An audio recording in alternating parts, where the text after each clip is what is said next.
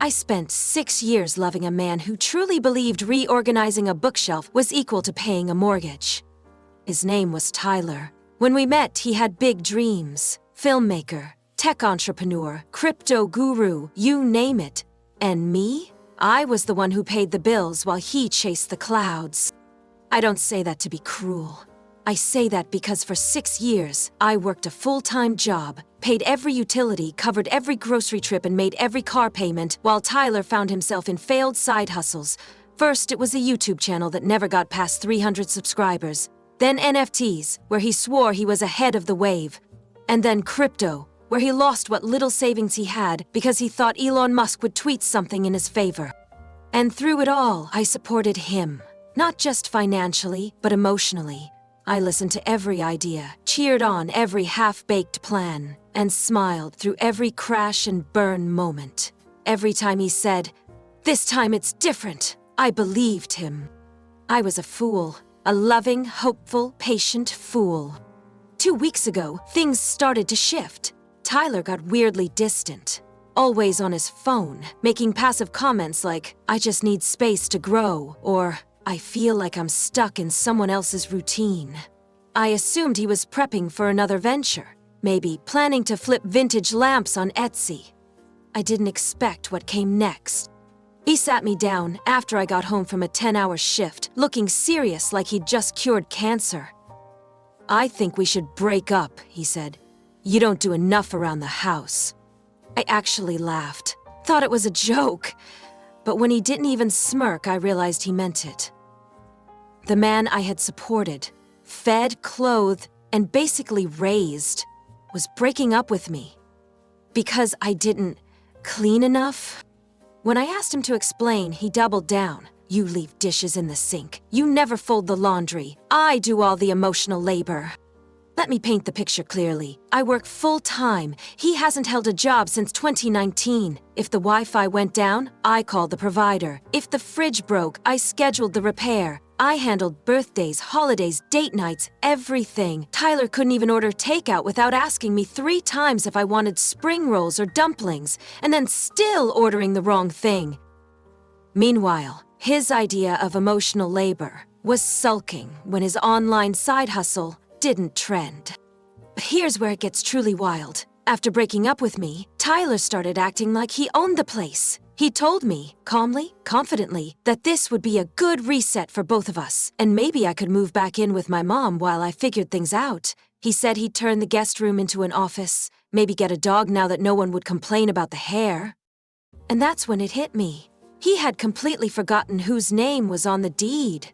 Spoiler alert, not his. This house wasn't ours. It was mine, passed down from my grandparents. Every mortgage payment, every repair, every tax, my responsibility. My name on every paper. But I didn't correct him. I didn't scream or argue. I just smiled, nodded, and said I'd think about it.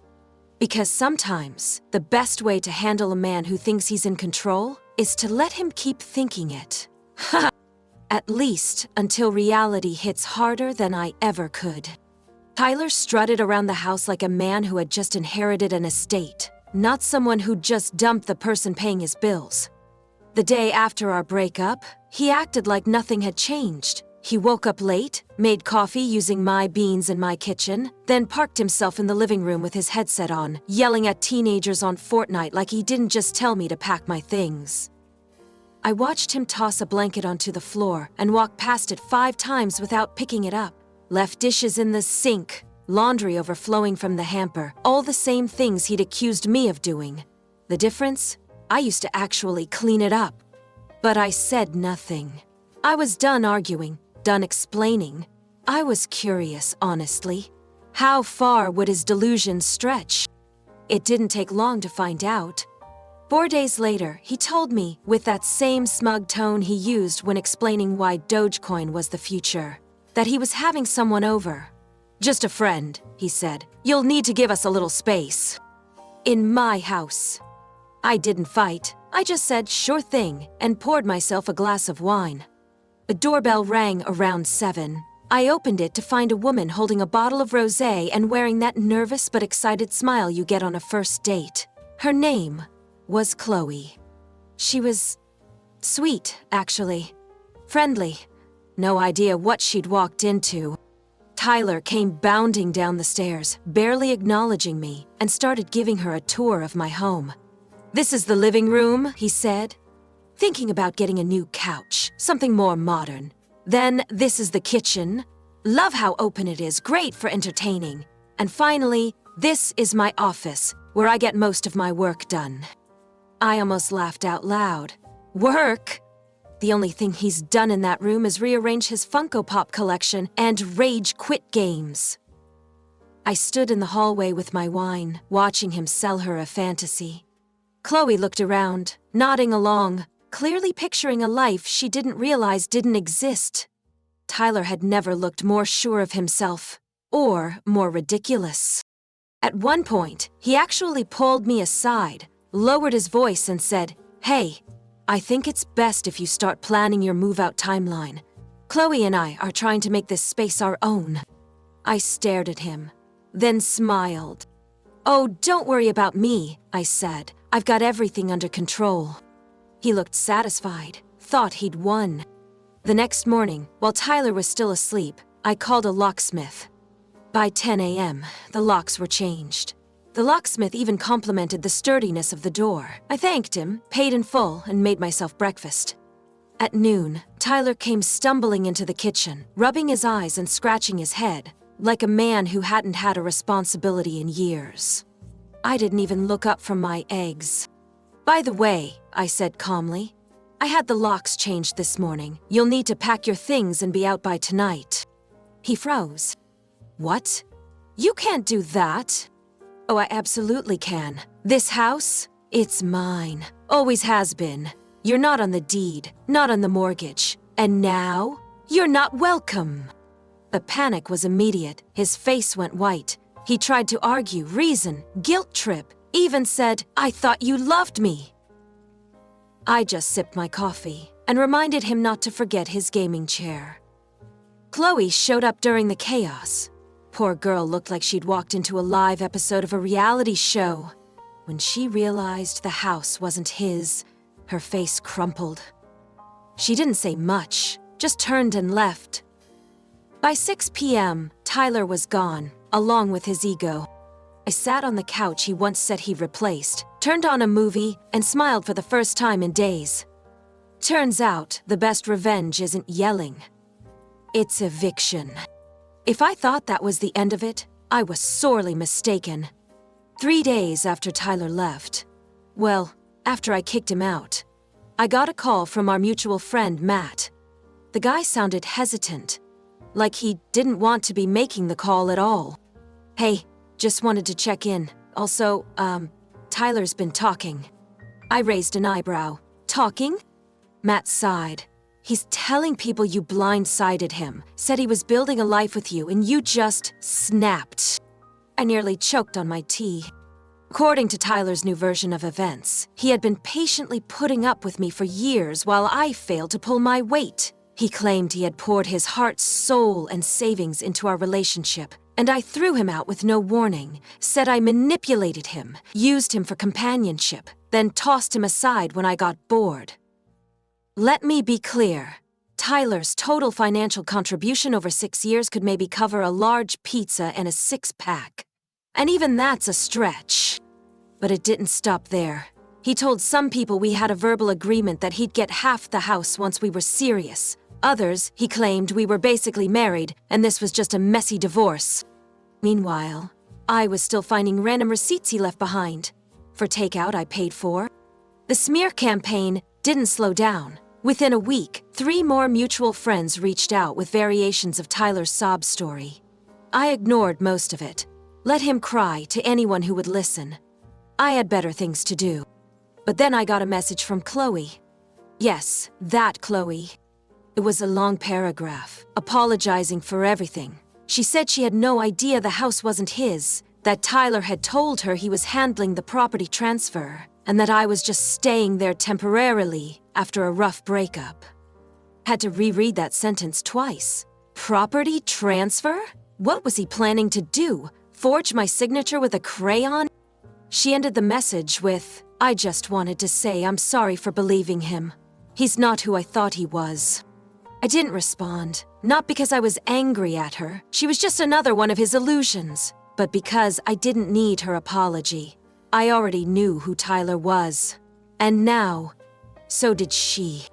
That same night, I opened Instagram and saw that Tyler had posted a black and white photo of himself sitting in his car. Yes, his car where he now lived, with a long-winded caption about letting go of toxic people and reclaiming your peace.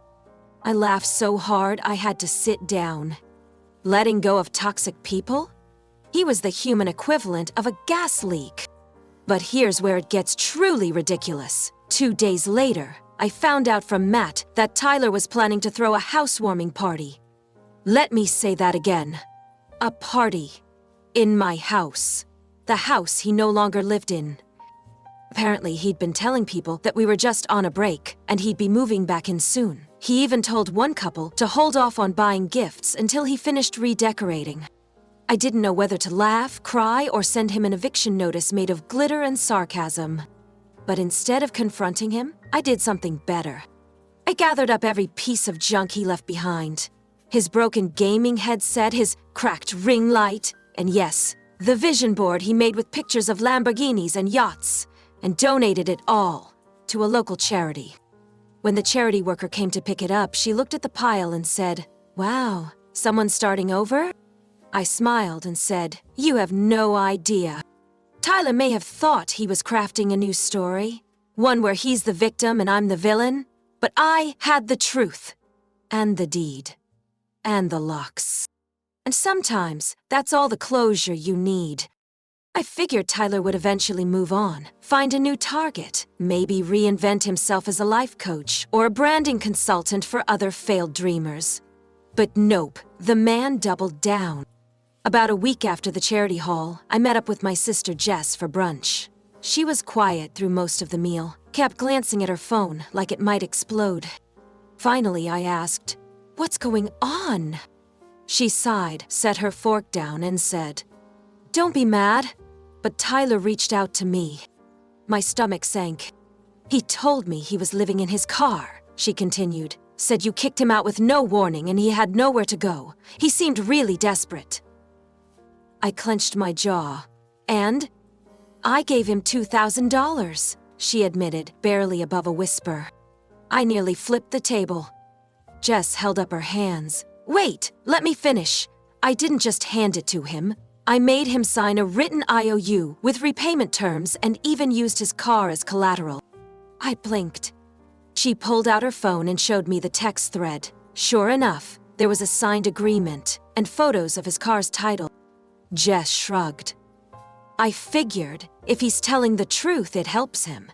If he's lying, well, now I've got receipts." I stared at her in disbelief, then started laughing. I couldn't even be mad. That was the smartest thing anyone had done with Tyler in months. But the story didn't end there. Later that night, my friend Zoe messaged me with screenshots from Tyler's social media. He'd started posting vague quotes about betrayal and fake love, followed by rants about how I had stolen his future and used his kindness. One post read, "Some people only love you for the stability you provide. The moment you ask for support, they vanish." Another said, "She promised to put me on the deed for my birthday, then ghosted me. Manipulation is real." I had to reread it twice. Put him on the deed as a birthday gift? Tyler once forgot my birthday entirely because he was deep in a Reddit thread about crypto scams. But sure, let's pretend he was one signature away from owning half my home. Even more disturbing, he wasn't just spinning one lie. He was tailoring different stories to different people. To some, we were engaged. To others, I was a controlling ex who refused to let him access his part of the house. A few even believed we had started a business together that I sabotaged when I got jealous of his success. What success? The man couldn't finish a resume without getting distracted by a YouTube rabbit hole. Still, the volume of it all was starting to pile up. Friends I hadn't heard from in months were reaching out with questions. Tyler was clearly trying to get ahead of the narrative, to rewrite history before the dust even settled. So I did what I do best. I documented. I saved every post, every message, every lie. I even had screenshots from old group chats where Tyler admitted to being unemployed, broke, and just vibing until something hits. I didn't blast him publicly, not yet, but I was ready. Because this wasn't just about heartbreak anymore. It was about reclaiming my story, the real one, before he drowned it in fiction. Tyler could post all the cryptic nonsense he wanted.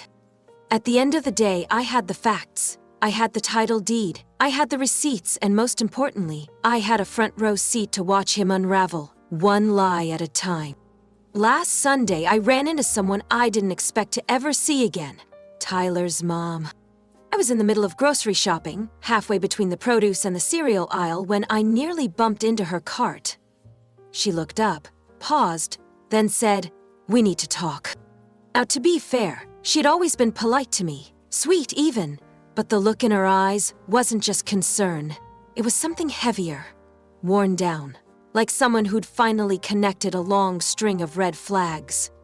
We sat down for coffee at a little place next door. She barely touched her drink. "I need to tell you what Tyler's been up to," she started, "because this has gone too far." Apparently, after being cut off from most of his friends, and after Jess, my sister, stopped responding to his passive-aggressive payment reminders, Tyler had gone crawling back to his parents. He parked his car in their driveway and told them he was being unfairly evicted from his house. That's right, his house. He told them he had proof that I tricked him into putting everything in my name, that he gave me cash for the down payment. Hilarious, considering he once asked to borrow $40, 0 cents for a haircut. He claimed he was building a legal case and just needed a little money to set things right. His mom shut him down immediately. "We were there," she told him. "We remember when she bought that house, before you even moved in." But Tyler didn't stop. He told his younger sister that he bought me out of the house months ago and was planning to renovate his property. She trusted him and gave him her savings, nearly $1,000. He told his grandmother that I was holding his beloved gaming equipment hostage. Newsflash, I donated it months ago to a local shelter. And then, the final cherry on top, he made a GoFundMe. Title: Help a local man reclaim his home from a manipulative ex. I almost spit out my coffee. He filled the page with lies about how he invested everything into our home, how I stole it from under him, and how he needed support to get back on his feet. He even included pictures of my house and captioned them like he was some kind of home improvement guru. The only home improvement he ever did, I said, was rearranging the living room so he could plug in a second monitor. His mom didn't laugh. She looked embarrassed, tired, hurt. "I took the page down," she said quietly. "I reported it, told the site it was fraudulent." She told me Tyler had been living in his car in their driveway, refusing to come inside unless they acknowledged his struggle. Every morning he'd leave for his meetings, probably walking to a coffee shop to post more nonsense online. And every night, he'd return with some new grand plan to reclaim the house. She said the final straw was overhearing him on the phone trying to convince Chloe, yes, that Chloe, to be a character witness for his legal battle. She laughed and hung up on him, his mom added, said he needed help. Then she pulled something out of her purse. A small photo album. Inside were pictures of Tyler over the past few years. Family holidays, birthdays, summer cookouts, and in every single one, he was on his phone or laptop, tuned out, working, on something no one ever saw the results of. "I should have seen it," she whispered. "How he used people, how he always had an angle.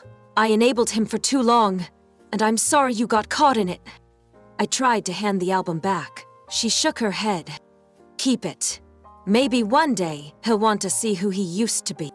Then she told me something that stuck with me. "We changed the locks, canceled his phone line, and his uncle in Idaho offered him a job. No computers, no excuses, just real work. If he wants to fix his life, that's his shot. Otherwise, He figures it out on his own. As we stood to leave, she hugged me and whispered, "Thank you for showing him that actions have consequences. I just wish he'd learn from them." I watched her walk away, holding the empty coffee cup and years of guilt. And for the first time in months, I felt free.